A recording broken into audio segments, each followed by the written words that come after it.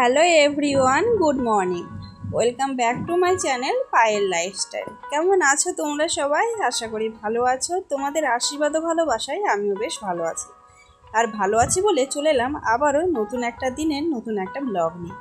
আজকের ব্লগটি শুরু করলাম সকালের কাজ থেকে। ঘুম থেকে উঠেই জানালার ফাঁক দিয়ে সকালের মনোরম পরিবেশ তোমাদের সাথে একটু শেয়ার করে নিলাম। তারপরে লেগে পড়লাম এই যে সকালের ডেলি যে কাজগুলো থাকে আমার সেই কাজে। ভিডিও শুরুতেই দেখতেই পাচ্ছ এই যে টেবিলটা পরিষ্কার করতে লেগে পড়েছি। তবে তার আগে কিন্তু নিজেকে অবশ্যই একটু সময় দিয়েছি। শত কাজ থাকুক, যতই দুটো বাচ্চা থাকুক, নিজেকে কিন্তু আমি একটু হলে সময় দিই। কেননা আমি নিজে যদি ভালো না থাকি তাহলে আমি বাকি আমার সংসারের 3 সদস্যকে কি করে ভালো রাখবো বলো, তাই না? সেই জন্য আমি মনে করি সংসারের শত ব্যস্ততা, শত কাজের মধ্যে নিজেকে ভালো রাখা দরকার, নিজের খেয়াল রাখা দরকার। নিজেকে ভালোবাসো, নিজের কি পছন্দ সেটা ভাবো, যেটা ইচ্ছা হয় সেটা করো, মন ভালো রাখো, দেখো সব ভালো থাকবে। তো বন্ধুরা, যাই হোক, অনেক জ্ঞান দিয়ে ফেললাম হয়তো, তো কিছু মনে করো না। আমি এটাই মনে করি, আমার কাছে এটাই সঠিক, আর সেটাই হয়তো ভিডিওর মাধ্যমে তোমাদেরকে বলে ফেললাম। তো যাই হোক, এদিকে দেখো টেবিলটা পরিষ্কার পরিচ্ছন্ন করে গুছিয়ে নিয়েছি।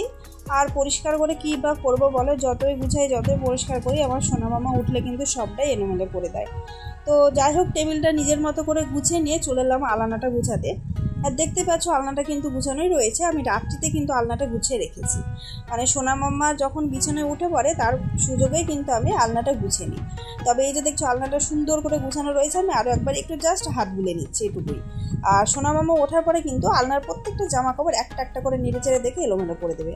মানে আজকাল ওরা এখানেই কিন্তু খেলা করে, মানে কি আর করবে বলো, সারাদিন ঘরের মধ্যে বন্দি থাকে। এবার ঘরে তো খেলার সেরকম কোনো জিনিস পায় না, তাই এই যে এই জিনিসগুলোকে নিয়ে ওরা খেলতে থাকে।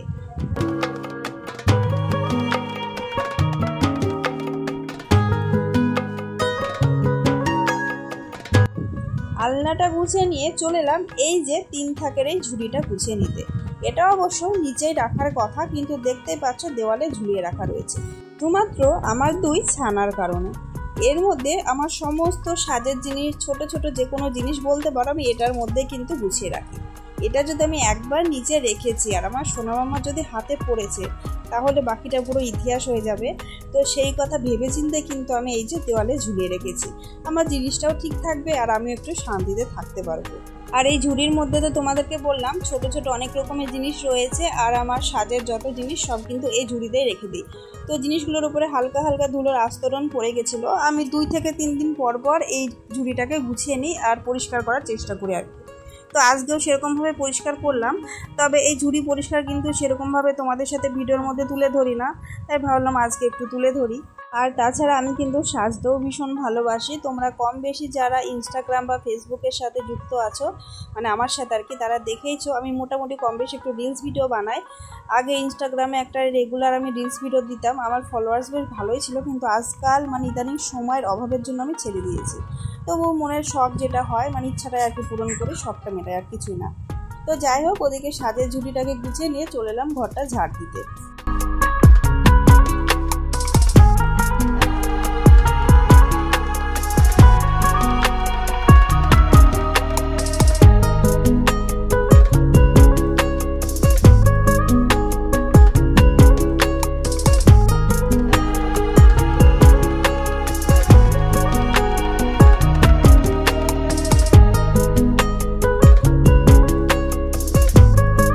আর ঘরটা ঝাড় দেওয়ার মাঝে কিন্তু আমি কিচেনটাকেও পরিষ্কার করে নিয়েছি। তবে অবশ্য রাত্রিতে যেহেতু আমি বাসন ধুয়ে রাখি আর পরিষ্কার করে রাখি, তাই বেশি সময় কিন্তু লাগেনি। আর একেবারে দেখিয়ে দিচ্ছে, আর ওখানে হাঁড়িতে দেখতে পাচ্ছ সোনা মামার দুধ রয়েছে। দুধটা সকালেই পেয়ে যায়, তো এখনও গরম করা হয়নি, কাজের পরে কিন্তু দুধটা গরম করব। আর এরপরে দেখো ঘরটাকে মুছে নিচ্ছি। তো সকালের কাজ মোটামুটি আমার কমপ্লিট হয়ে গেল। তো একেবারে এখন আমি স্নান করে নেব। তো বন্ধুরা, এরপরে চলে এলাম একেবারে দুপুরের রান্নাবান্না নিয়ে। তো দুপুরের রান্নাবান্নার কিন্তু অনেকটা কাজ আমি এগিয়ে নিয়েছি। এখানে দেখতে পাচ্ছ লাউ কাটা রয়েছে, লাউ কেটে কিন্তু লবণ মাখিয়ে রেখেছি, তাহলে কিন্তু জলটা বেরিয়ে যাবে। আর এখানে যা যা মশলা লাগবে সেগুলো কেটে রেখেছি। আর এই যে বেগুনগুলো দেখতে পাচ্ছ, অনেকগুলো বেগুন ছিল, দেখছি সব একটা পোকা বা কোনোটা পচে গেছে, সব ফেলে দিয়েছি। একটা বেগুনে বেঁচে রয়েছে, তাই ওইভাবে কেটে নিয়েছি, ভাজা করব। আর এখানে দেখো অনেকগুলো সজনের শাক। তো আজকে সজনের শাক পাওয়া গেছে, বাবু এনেছে। তো সজনের শাক ভাজা করবো। দেখেছিল অনেকগুলো পেঁয়াজ কাটা রয়েছে, তো পেঁয়াজ, লঙ্কা, রসুন কুচি দিয়ে কিন্তু সজনের শাকটা ভাজা করব, খেতে ভীষণই ভালো লাগে। আর আমার ভিডিওতে মনে হয় দেখেছিলে অনেক দিন আগে সজনের শাক আমি রেখেছিলাম খাবো বলে, কিন্তু সেগুলো না খারাপ হয়ে গেছিলো, তাই খেতে পারিনি। তো তারপরে চলে এলাম বেশ কিছু সময় পর। তো সেই সময়ের মাঝে কিন্তু রান্নাবান্না অনেক এগিয়ে গেছে, দেখতেই পাচ্ছ। আর এরই মধ্যে কিন্তু আমার সোনা মাম্মা ঘুম থেকে উঠেছিল, তো সেই হিসেবে না মানে তাড়াহুড়ো করে এদিকের ভিডিও করা হয়নি, মানে রান্না কিন্তু আমার এগিয়ে গেছে, রান্না বাকি নেই। এদিকে দেখো ডালটা কিন্তু রান্না করে নিয়েছি, প্রেশার কুকারে ডালটা আগে সেদ্ধ করে নিয়েছিলাম। তো এবারে রান্না করে নেব লাউয়ের ঝালটা। তো লাউয়ের ঝাল দেখো আজকে আমি রান্না করব একেবারে সহজভাবে, মানে যেখানে দুবার আর কি রান্না করতে হয়, দুবার করে, সেখানে আমি একবারে সবটা করে নিচ্ছি। মানে দেখো এই যে কড়াই তেল দিয়ে কিন্তু কলাই ডাল দিয়ে দিলাম, আর মশলাগুলো এখনই কিন্তু দিয়ে দেবো, সেরকম কোনো কিছু না, কাঁচা লঙ্কা চেরা আর আদা জিরে বাটা। তো সমস্ত মশলাগুলোকে একেবারে দিয়েই কিন্তু আমি ভালোভাবে কষিয়ে নিয়ে লাউটাকে দিয়ে কষিয়ে নেব। আর এর আগে আমি কি করতাম, মানে লাউটাকে আগে তেলের উপরে লঙ্কা ফোড়ন দিয়ে লাউটাকে হালকাভাবে ফ্রাই করে সেদ্ধ করে নিতাম। আর লাউ তো খুব তাড়াতাড়ি সেদ্ধ হয়ে যায়, বেশি সময় নেয় না অবশ্য। তারপরে কিন্তু লাউটাকে কড়ার থেকে নামিয়ে আবারও আমি মশলা কষিয়ে লাউটাকে রান্না করতাম, মানে সম্বারা করতাম আর কি। তো আজকে কিন্তু আমি একেবারেই রান্না করে নিচ্ছি, কেননা অনেকটাই লেট হয়ে গেছে আর হাতে বেশি সময় নেই, সেই কারণে এইভাবেই রান্না করছি। আর এই যে দেখো লাউটা কিন্তু আমি দিয়ে দিলাম, আর এইভাবে রান্না করলাম, এতে কিন্তু সময়টা অনেকটাই বেঁচে গেল আমার। এছাড়া কিন্তু লাউ ঝালটা খেতেও ভীষণ ভালো হয়েছিল। তবে এই লাউ ঝালের মধ্যে যদি ছোট মাছ বা মাছের মাথা দেওয়া যায় না, তাহলে কিন্তু খেতে আরও টেস্টি হয়। তো এখানে কিন্তু মাছ পাওয়াটা মানে ভাগ্যের ব্যাপার, এমন পরিস্থিতি, মানে এখানে কাছাকাছি মাছের দোকান নেই, মার্কেটে যেতে হয়, বা মাছ যারা দিতে আসে না তাদেরকে আগের দিন বলে রাখতে হয়, মানে তারা এসে দিয়ে যাবে, নাহলে কিন্তু পাওয়া যাবে না। মানে চিকেনটা পাওয়া যায়, চিকেন ডিমের কোনো অসুবিধা নেই, কিন্তু মাছটাতে খুব সমস্যা হয়ে যায়।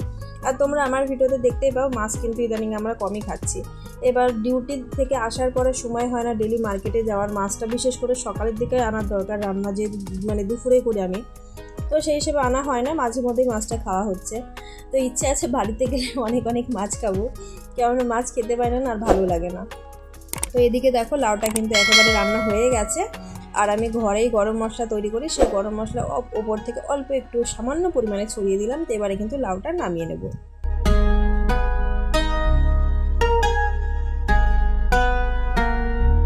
লাউয়ের ঝালের পরে কড়াইয়ে দেখো আবারও তেল দিয়ে দিচ্ছি, আর এবারে কিন্তু সজনের শাকটাকে আমি রান্না করে নেব। সজনের শাকটা কিভাবে রান্না করি তোমাদের সাথে একটু শেয়ার করি আজকে ভাবলাম। তো এই যে দেখতেই পাচ্ছ কুচি করা পেঁয়াজ, রসুন কুচি, লঙ্কা কুচি সমস্ত কিছু তেলে কিন্তু দিয়ে আমি সুন্দরভাবে একটু লাল লাল করে ফ্রাই করে নেব।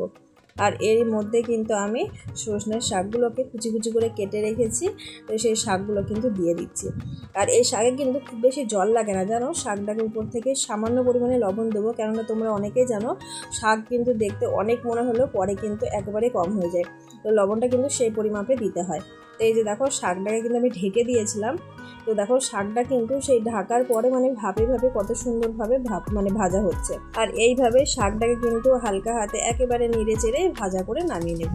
তো ইজি, খুবই শাক রান্না করা, মানে সজনের শাক আমি ভীষণই ভালোবাসি খেতে।